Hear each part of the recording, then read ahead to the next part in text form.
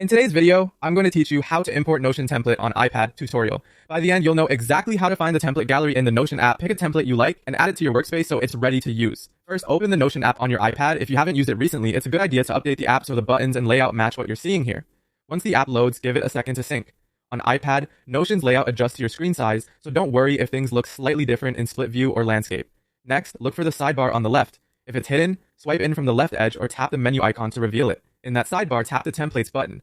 This opens the template gallery, which is Notion's library of ready-made pages and setups. Think of it as a quick starting point so you don't have to build everything from scratch. Inside the gallery, you can browse by category or use the search bar at the top. Categories group templates by purpose, like personal planning, project management, notes, and more. So browsing can be helpful if you're not sure what you want.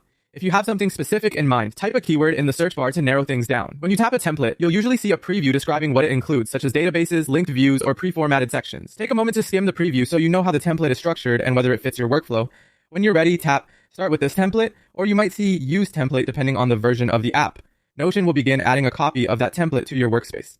If you're a member of multiple workspaces, you may be asked which one to use. Choose the workspace where you want the template to live so it appears in the correct place. If you're not signed in yet, Notion will prompt you to sign in or create an account before it can add the template. Follow the on-screen steps to complete that. After you sign in, the template is automatically added to your workspace. You'll see it appear in your sidebar, and it will open as a new page, ready for you to explore and start filling in. That's all there is to it. Open Notion, go to the template gallery, find the template you want, and start with it. Once it's added, you're set to make it your own and get organized faster on your iPad.